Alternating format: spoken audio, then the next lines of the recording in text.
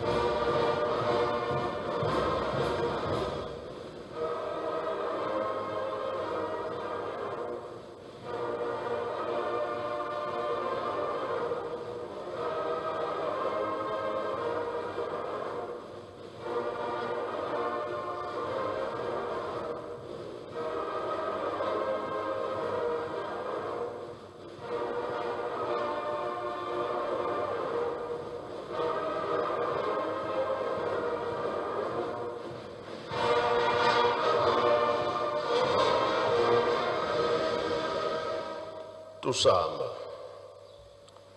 Entsambu za mfumo wetu Yesu Kristo, yezola kwa nzambi wa siditu, ye untwadi ya mwanda velela, bika wakalanga yetu tuka kwa yelembu, seye mwane mwanda velela. Amen.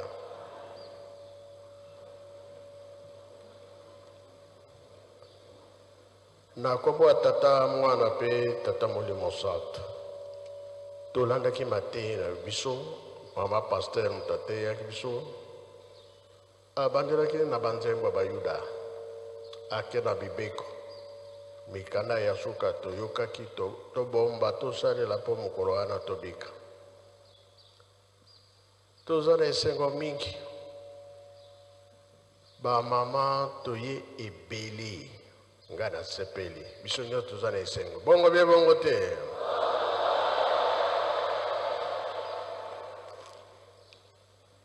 Namoni boike dege toye ebeli usale ko salama eko salama be ko salama te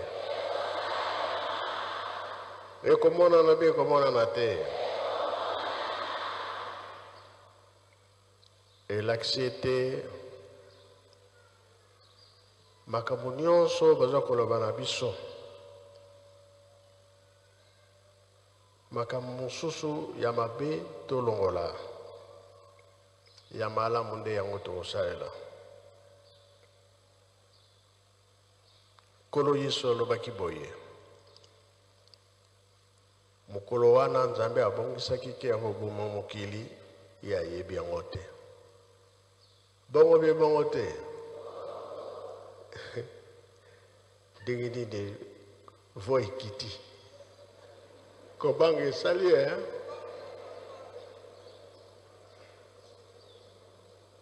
ya solo fotobanga. Mpona nini ezali 4e génération ekozala mpe ya suka. Me mabe mpe ekomi mingi na biso bato. Kasi tobandi boye. Mama Mwila alongaki mpona nini atosaki. Oyo nyonso balobaki na ye akokisaki yango. Lelo tozomonaki biso nyonso toye awa kokumisa mokolo oyo Mama Mwila atika biso. Ye nde molobeli na biso epai ya batata. Kobana na ye moko Papa Kimbangu, batata na biso, ye aza molobeli na biso. Ye pe amonaki pasi. Ndenge nini amonaki pasi? Plan ya Nzambe, Papa Kimbangu okangama na famille na ye. Na ye moko Mama Mwila na bana. Papa Kimbangu asengaki permission na famille. Alobi Nzambe apesi biso musala. Me musala wana ekosalama awa na Nkamba. Bino nyonso bobima. Nga natikala kosala musala ya Nzambe. Bamosusu balobi yo nde okobima biso totikala biso famille na Nkamba. Mama moko Mama Kinene ye alobi malamu ye mutu azwi musala ya Nzambe atikala biso tokende. Esalamaki bongo. Me ntango likambo tembe mpe ezalaka babimaki noki te. Kasi le 6 juin baye kokanga Tata Kimbangu. Nzambe alingaki te date wana esalama bongo. Bato ya mboka nyonso babimaki. Bake Ngombe Nchuka, bake Yanda, bake pe Lukengo, bisika bamboka pembeni. Ni bakawanaki. Awa basoda nde batikalaki awa. Na bamindele. Monsieur Dewa na yebaka ye na monaka ye. Monsieur Kouf yepe awumilaka na tango ba papa bazalaki awa.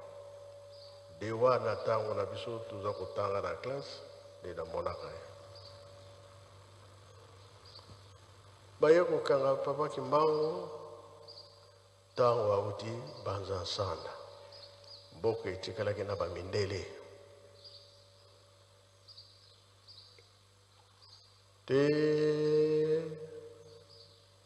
Mama Mwila atiki biso na décembre, le 24 décembre 59 balobi lingomba esambela nango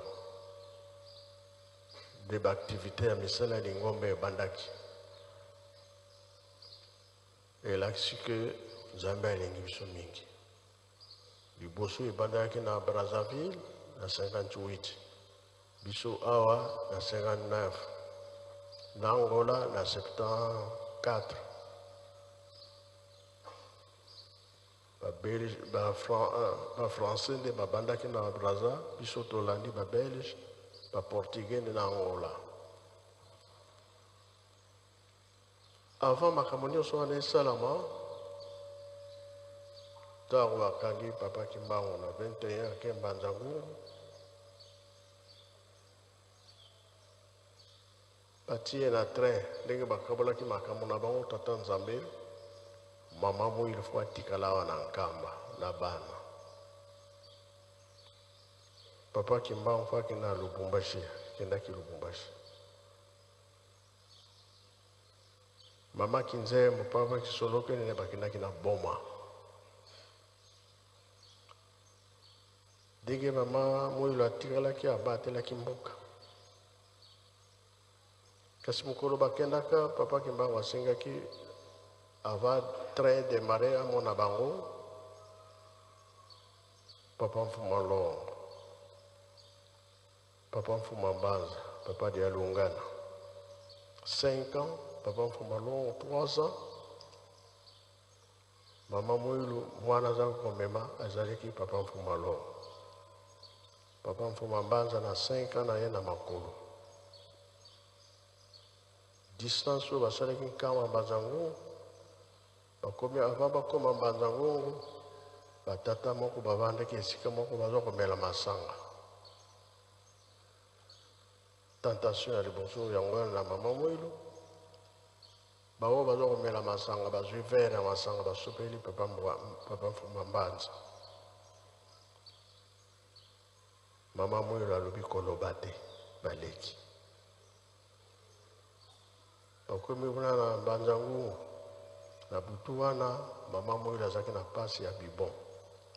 Mundele amonaki yango alobi lobi nde tosala opération. Me na butu wana Papa Kimba ye moko ayoko bongisanga.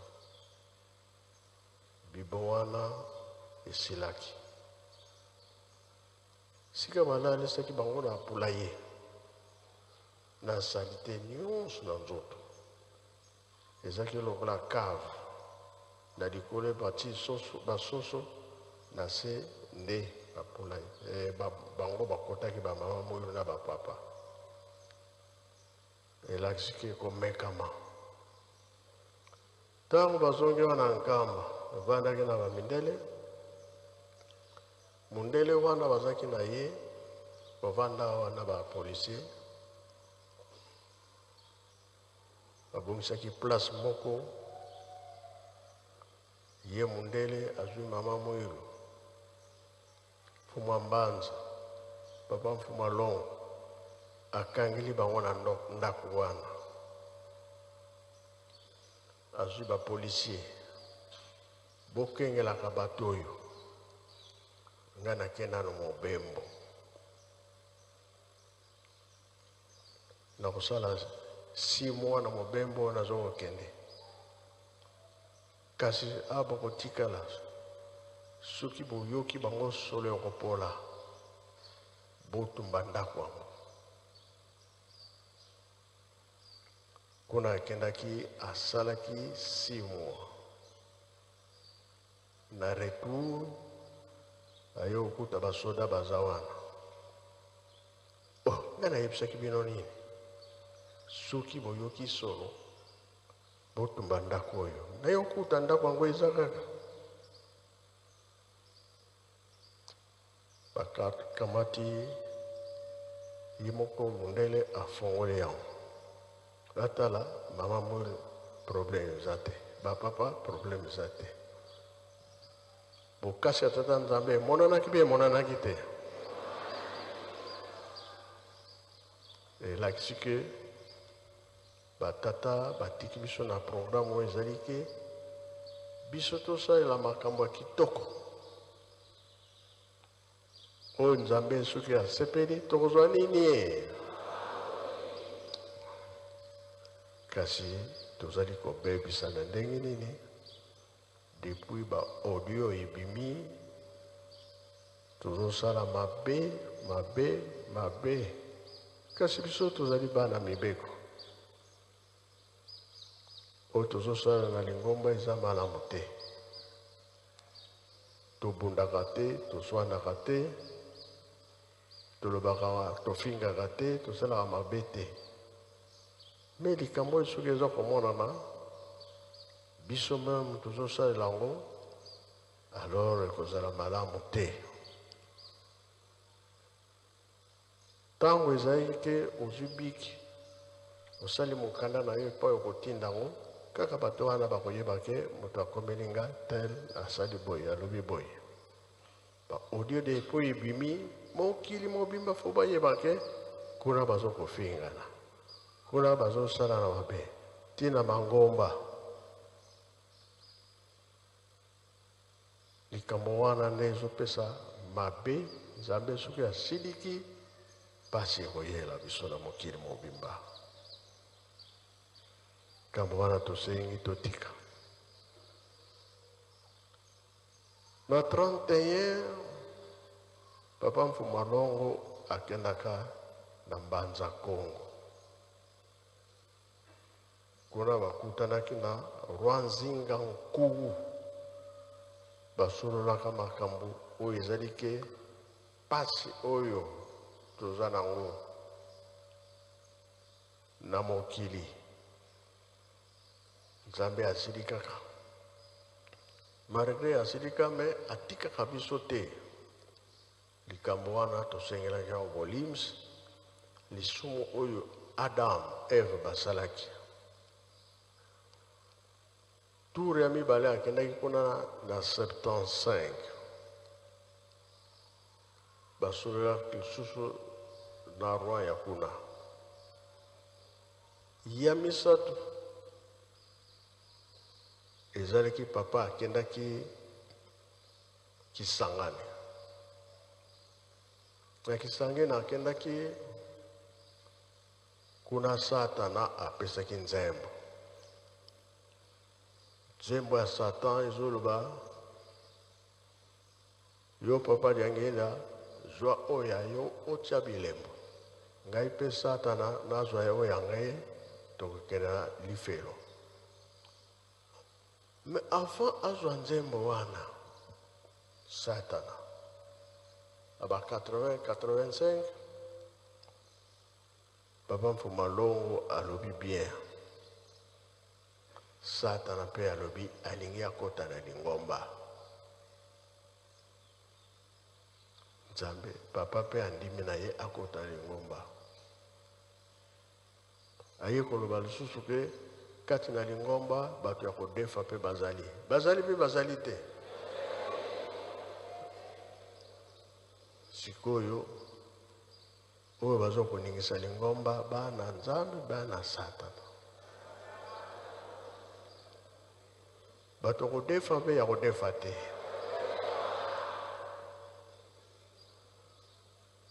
moye totambola boye ezali te tokanisa tokome na suka tosala likambo nzambe soki asepeli nango wana esengo tokomi na ntango ya suka bilembo ezali komonana basini ezali komonana tozoyoka ya ndenge na ndenge tozokomona ya ndenge na ndenge tozala na position wana te biso tobundaka te toswanaka te tosalaka mabe te tofingaka bato te mpe makambo oyo elikaki na 6 avril epesi esengo te meme wana nkamba makambo ya ndenge wana esalama yango wana telemi mama Mwilas alongaki biso mpe fo tolonga basongisongi makambo mabe totika yango tolobi ke papa Mfumalongo jeteki yemba nzembo oyo eza kolakisa kokabwana Mfumalongo azwa bato na ye atia bilembo yo moko tala elembo na yo soki ezali soki eza panti soki elongwa nango lere yango déclaration ya Satana bokoyoka yango na nzembo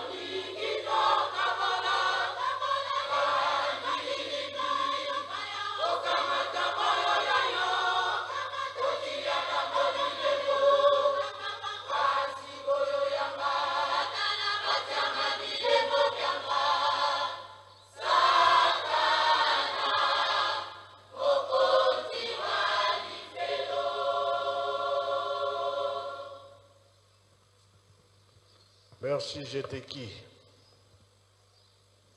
ezwamaki wapi na Kisangani papa alonga na Kisangani bozongi na ye ake Angola na Mbanza Congo 88 alonga na Mbanza Congo aye awa na Nkamba tozwaki kofete liboso le 25 décembre Noël oyo jeteki baye kosala accident bato bakufi makanisi ya bato nyonso ya mokili balobi bapapa bato basali bongo bato mabe bafoni mpe bazwi décision papa bakanga ye bango misato bakangama kasi ntango na président Mobutu accident esalamaka na oyo na ya meke banani baleki mingi kokufa kasi bokanga batelemaki moye bakanga ezali te emonani ke bitumba ebandi oyo bapapa bavandaki na 5 mois wana Nkamba makambo na makambo nsima bapapa bazongi eye komona na ete baku eza kokontinue mokili eningani elakisi satana ndenge alobaki zwa oyo ya yo nga mpe oyo nakozwa ya ngai nakokenda bango lifelo biso bato tozali awa tondimi tokende lifelo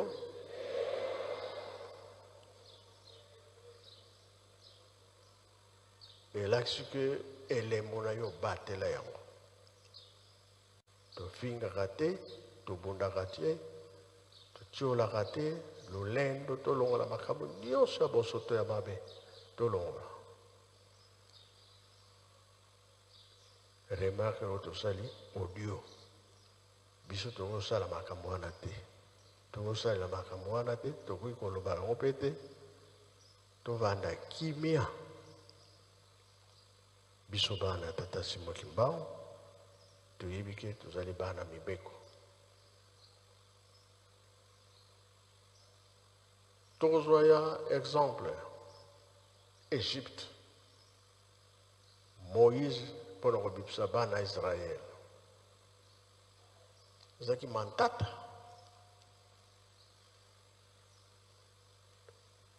kuna Pharaon aza kolinga lisusu te babima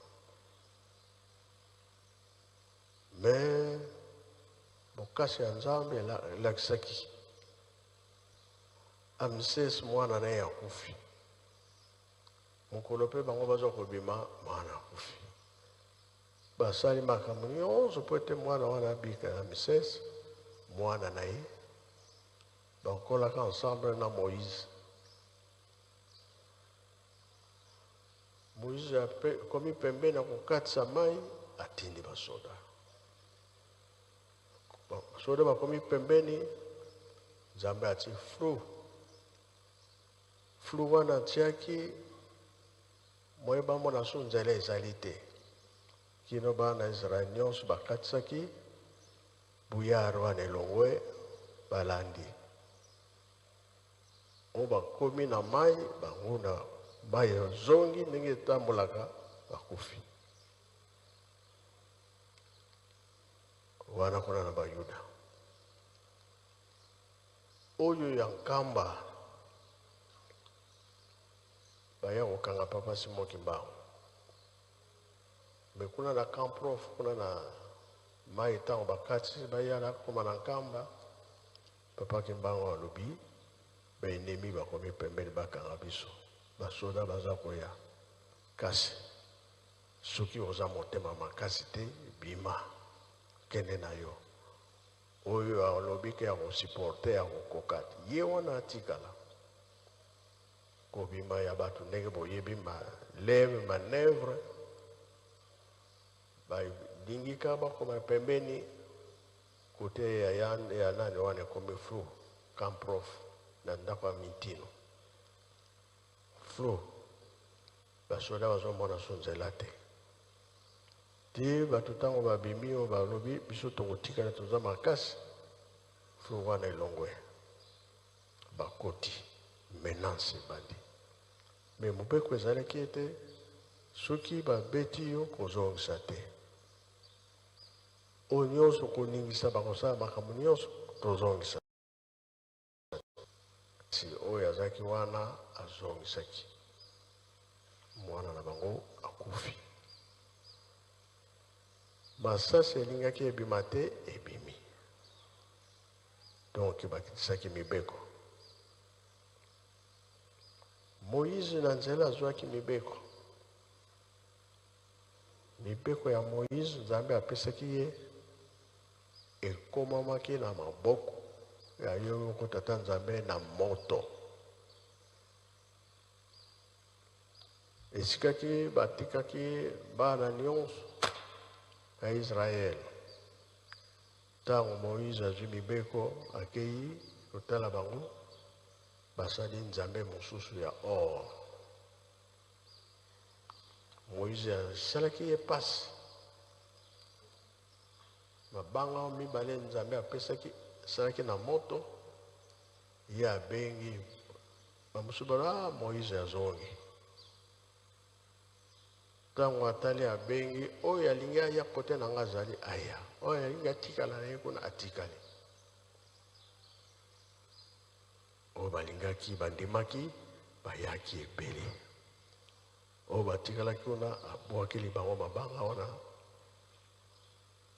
oyo nzambe apesaki epeli moto bakufi biso mpe bazwa koloba soki olingi tata Simon Kimbangu landa boya soki bolandi te oyo boyela biso oyo ozala pasi kasi makasi ezali na mibeko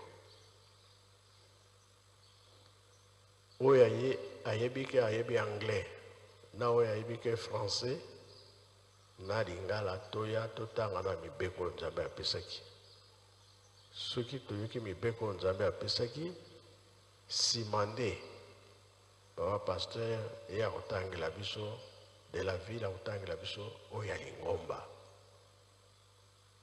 boya bosala noki soki bozwa pembeni boya kobanda toyoka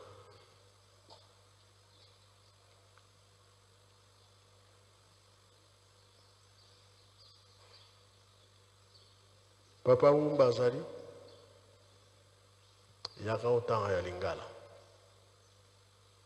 oyo ayaki na papa Ramona mama Ramona aya papa Matondo aya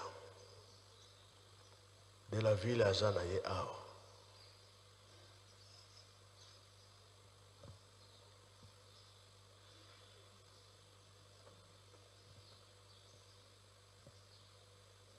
mibeko zome ya tata nzambe ya suka nde ekozala ya lingala ya lingomba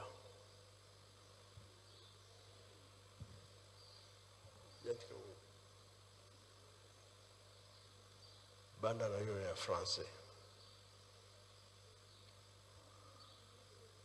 10 commandements ya nzambe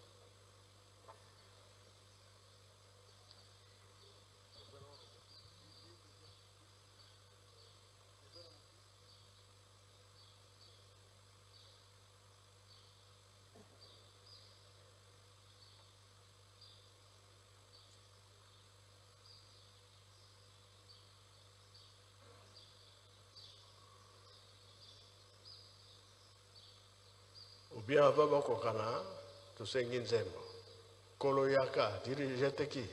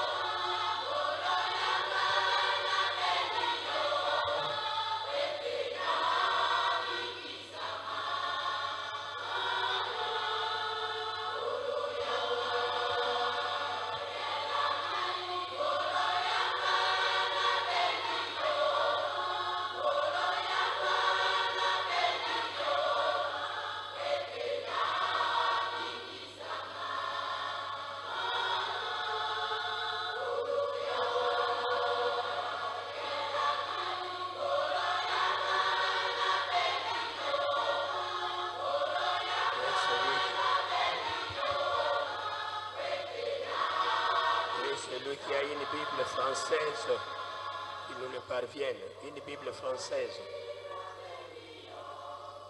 La Sainte Bible, si quelqu'un pourra en avoir.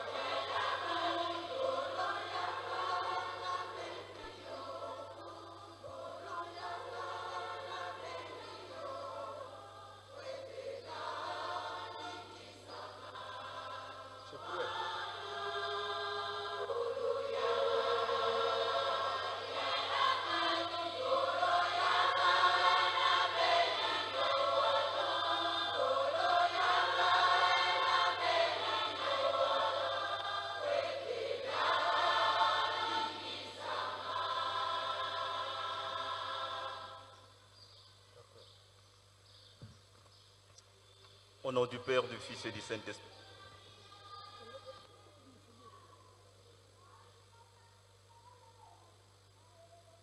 Au nom du Père, du Fils et du Saint-Esprit, sur instruction de sa divinité, Papa Simon Kimman Okiangani, Dieu le Saint-Esprit, nous allons faire la lecture des 10 commandements de Dieu contenus dans le livre d'Exode, chapitre 20, 1 à 17. L'intitulé est les 10 commandements. Alors Dieu prononça toutes ces paroles en disant, « Je suis l'Éternel ton Dieu, qui t'ai fait sortir du pays d'Égypte, de la maison de servitude. Tu n'auras pas d'autre Dieu devant ma face. Tu ne te feras point d'image taillée, ni de représentation quelconque des choses qui sont en haut dans les cieux, qui sont en bas sur la terre et qui sont dans les eaux, plus bas que la terre. Tu ne te prosterneras point devant elles et tu ne les serviras point. Car moi, l'Éternel ton Dieu, je suis un Dieu jaloux, qui punit l'iniquité des pères sur les enfants jusqu'à la 3e et la 4e génération de ceux qui me haïssent, et qui fait miséricorde jusqu'en 1000 générations à ceux qui m'aiment et qui gardent mes commandements. Tu ne prendras point le nom de l'Éternel ton Dieu en vain, car l'Éternel ne laissera point impuni celui qui prendra son nom en vain. Souviens-toi du jour du repos pour le sanctifier. Tu travailleras 6 jours et tu feras tout ton ouvrage. Mais le 7e jour est le jour du repos de l'Éternel ton Dieu. Tu ne feras aucun ouvrage, ni toi, ni ton fils, ni ta fille, ni ton serviteur, ni ta servante, ni ton bétail, ni l'étranger qui est dans tes portes. Car en 6 jours, l'Éternel a fait les cieux, la terre et la mer, et tout ce qui y est contenu. Et il s'est reposé le 7e jour. C'est pourquoi l'Éternel a béni le jour du repos et l'a sanctifié. Honore ton père et ta mère, afin que tes jours se prolongent dans le pays que l'Éternel ton Dieu te donne. Tu ne tueras point, tu ne commettras point d'adultère, tu ne déroberas point, tu ne porteras point de faux témoignages contre ton prochain. Tu ne convoiteras point la maison de ton prochain, tu ne convoiteras point la femme de ton prochain, ni son serviteur, ni sa servante, ni son bœuf, ni son âne, ni aucune chose qui appartienne à ton prochain. Au nom du Père, du Fils et du Saint-Esprit. Amen.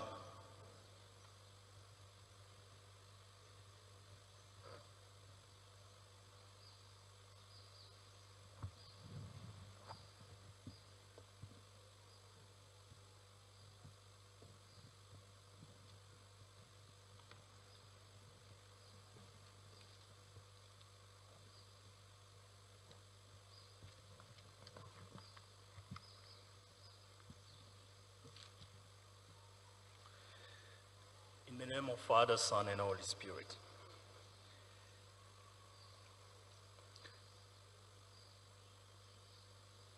Exodus 20. I am Lord your God, who brought you out from the land of Egypt, out of the house of bondage. You shall have no other God before me. You shall have no other God before me. You shall not make for yourself a carved image, any likeness of anything that is in heaven above, or that is in the earth beneath, or that is in the water under the earth. You shall not bow down to them, nor serve them. For I, the Lord your God, am a jealous God, visiting the iniquity of the fathers upon the children to the third and the fourth generations of those who hate me, but showing mercy to thousands, to those who love me and keep my commandments. You shall not take the name of the Lord your God in vain. The Lord God will not hold him guiltless who takes his name in vain. Remember the Sabbath day to keep it holy.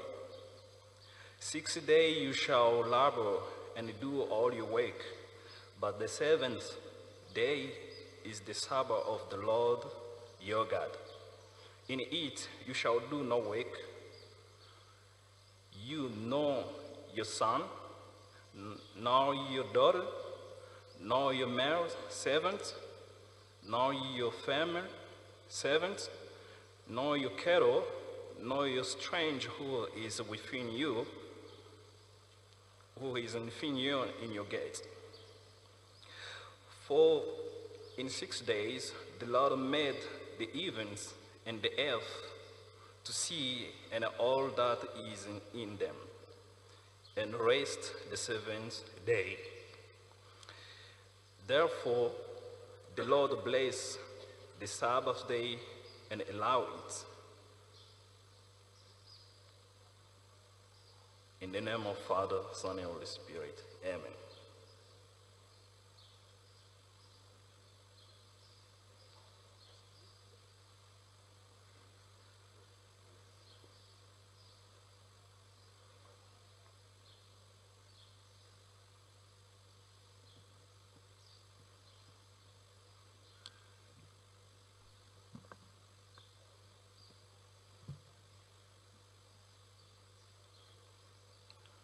Na kombo tata mwana pe tata Mulimo Santo. Tokotanga na verse ya Lingala. Njambe alobaki maloba oyo nyonso ete ngai na jali yawo nzambi na yo oyo abimisaki yo na mokili Egypto na ndako ya boumbu okojala na banjambe mosusu liboso na ngai te okosala ekeko mpo na yo te soko elilingi na eloko na lola na likolo te na mokili na se te to na mai na se na mokili te okokumbamela yango te to kosalela yango te mpo ete ngai yawo nzambe na yo najali nzambe ya jwa nakobatela mpe nakokitisa mabe na batata likolo na bana kino libota na misato pe na minei na baoyo bakoyinaka ngai nde nakomonisa boboto na bato koto na koto baoyo bakolingaka ngai pe bakotosaka mibeko na ngai okotanga nkombo na yawo nzambe na yo pamba te mpo ete yawe akolongisa te oyo atangi nkombo na ye pamba kanisa mokolo na sabata ete obulisa yango okosala mosala mikolo motoba mpe okosilisa mosala na yo nyonso nde mokolo na sambo ejali sabata epai na yawe nzambe na yo na mokolo yango okosala mosala soko moke te yo te pe mwana mobali na yo te pe mwana mwasi na yo te mpe mowumbu mobali na yo te pe mowumbu mwasi na yo te mpe bibwele na yo te mpe mopaya na lupango na yo te mpo ete na mikolo motoba yawe ajalisaki likolo pe mokili mpe mai monene mpe biloko nyonso kati na yango mpe apemaki na mokolo mwa sambo yango wana yawe apambolaki sabata mpe abulisaki yango kumisa tata na yo pe mama na yo ete mikolo na yo mijala mingi na mokili oyo yawe nzambe na yo apesi na yo okoboma te okosala ekobo te okoyiba te okoloba matatoli na lokuta na ntina na mojale na yo te okolula ndako ya mojale na yo te okolula mwasi na mojale na yo te soko mowumbu mobale na ye te soko mowumbu mwasi na ye te soko ngombe mobale na ye te soko mpunda na ye te soko eloko nini ezali na mojale na yo te na kombo tata mwana pe tata Mulimo Santo.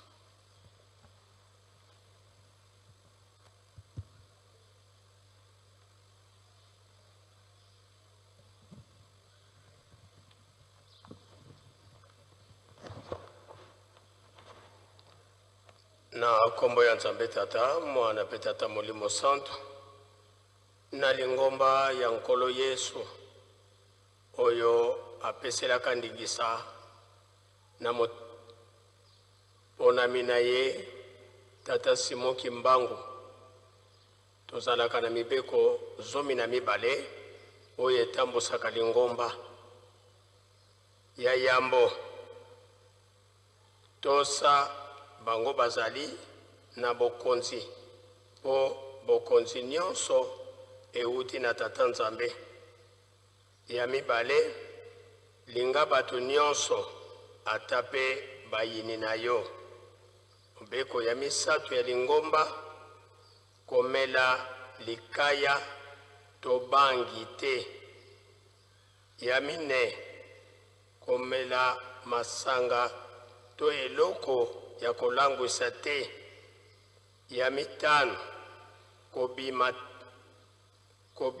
te, kokende kotala kobina te, kokende kotala mabina te. Ya motoba, kolala bolumbu to pe kosokola bolumbu te. Ya sambo, koswana te pe kobunda te. Ya mwambe, kosala kisi te pe kokende epai ya nganga kisi te. Mobeko ya libwa, futaka paku ya leta.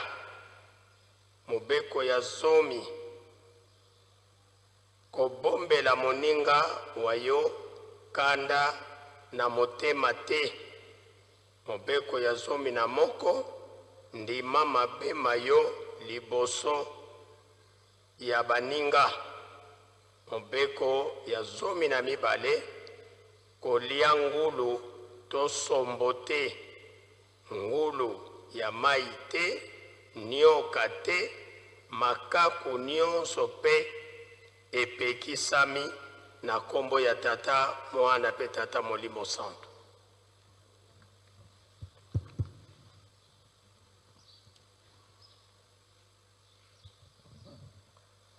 Merci Bamuta Bokenovanda.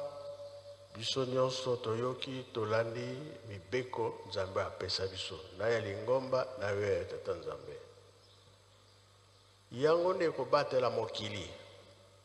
Soki toza ko négliger yango, omona ke mokili okozala kaka ya koningana. Totosaka mibeko ya Tata Nzambe te. Toyoki oye ekisa nyonso tolanda tosalela yango. Ope lingomba apesi yango po totosa tosalela yango.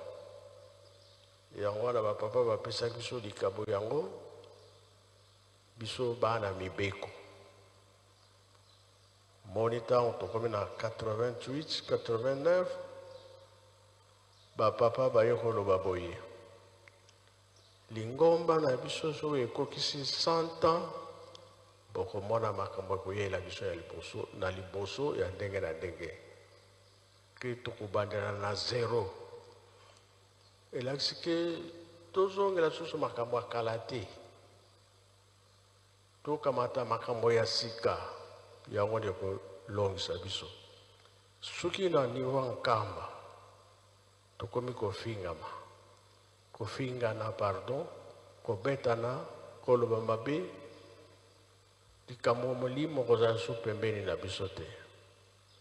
Kasi soki tolandi mibeko, molimo kozala kaka pembeni. O nyonso kosenga tozwa réponse ya malamu. Yango totangi mibeko zomi ya Tata Nzambe na mibeko ya lingomba. Tomelaka masanga te eza na ntina. Tango Noé amelaki masanga, tala makambo yelaki. Tango oyo ezalaki pasi na Sodomo na Gomora, tala makambo yelaki biso. Eza ebele. Lelo soki tolandi makambo kala Nzambe aza kopinir bato ye moko. Kasi tango tozali so sali mbeba kolo Yesu akoloba Tata tika bango. Ngana ki kokufa pona bango, nokufaki pona bango. Yango tuzomona kine tuza kuumela. Mesuka likambo. Kolo Yesu nde yakosambisa mokili. Mutu mususu te. Oyo beba papa bazomona be bazomona te. No. Biso nyonso tozozela nkolo Yesu. Ye nde akoya kosambisa mokili. Sala na yo ndenge olingi. Ozana libre. Kasi na ntango ya suka nkolo Yesu okomona ye kaka. Nkolo Yesu mpe akoloba ngai te. Mutu akofunda bino Moïse. Parce que Moïse mutu azwaki mibeko. wana nyonso mpona kokebisa biso tozala mayele tokwea te bayebi na mokilikeli ngomba tata Simoki Mbangu eza na mibeko biso nde tokweyisa mibeko wana te oyo bazalaki batindaki bango mpona koya komeka biso bauti epa nyonso batindaki po ete baobebisa lingomba ntango yango oyo tozwa mayele basigne de temps eza komonana kambo ekomi pembeni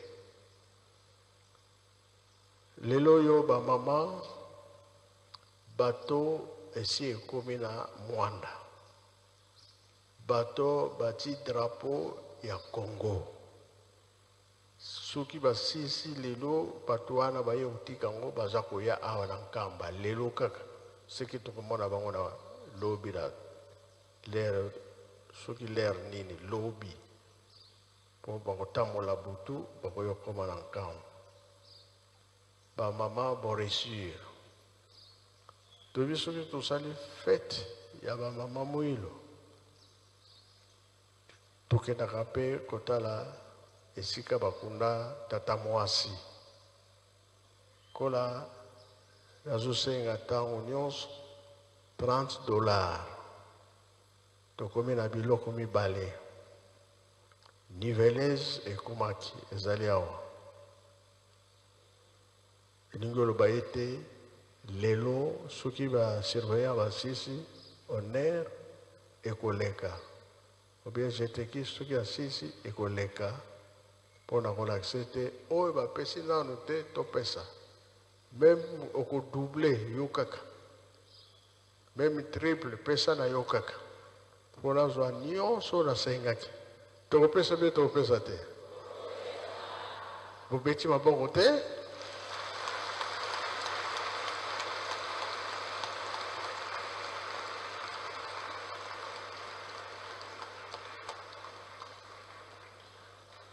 tosala makasi tolonga na misala ndenge papa balobaki bolingo mibeko misala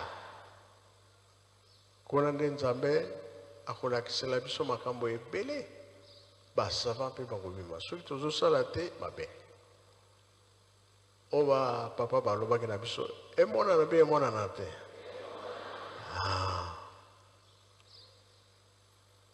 sikoyo bamama to multiplier soja masango mpe loso na bambisi tokozwa tosali bamélange bio wana basoso bakolia bangombe bakolia bameme bakolia bantaba bakolia alors biso nde tokokota kolia banyama ya kitoko oyo ezwaka tongo te toyokani alors likambo oyo totangeli mibeko ya tata Nzambe nkolo Yesu azalaki kofingama papa Kimbangu azalaki kofingama mama moyo azalaki kofingama bapapa azalaki kofingama elelo mpe toza kofingama mutu nyonso oyo abotami asalaka makasi po atanga soki atangi asisi ayebiki ya kozwa mosala biso mpe makanisi wana ezalaki na biso tobima mpe tokende kotanga epai mosusu nde babengaki papa Zako bango misato balobi yo okende na Lubumbashi kende kotanga papa Mbenza alingaki akende na Allemagne bapapa bango misato balobi te yo okende te surtout na 5 mois tikala libela balakisaki ndenge ya kolesa Yerusalemi babio nyonso papa Mbenza azosala na nkamba bapapa batindaki ye nga mpe nalingaki nakende na Italie parce que nazali mécanicien opérateur tracteur nayebaki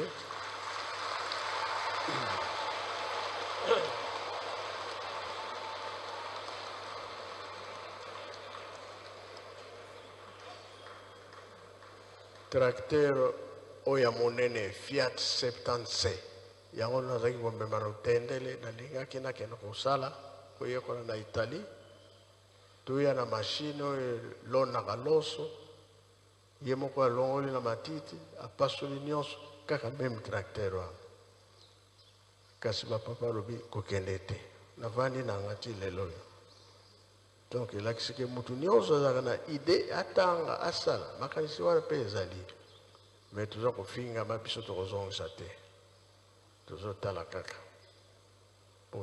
moye toboya makambo ya bapapa ezali te tata azali kaka se tata totosa yango wana bamama bolemba biso te batata bolemba biso te towelela bokonzi ya likolo oyo etikali tokozwa yango te tokozwa yango soki toweleli bokonzi ya likolo te tozalaka na mpasi ntango nyonso tosilisi na kombo ya tata mwana mpe tata molimo santo amen bika twakubikeno moko twatonda lusia musu tutambuli kwa tata nzambi munkumbwa se ye mwana tata mwanda velela munkumbwa se ye mwana ye tata mwanda velela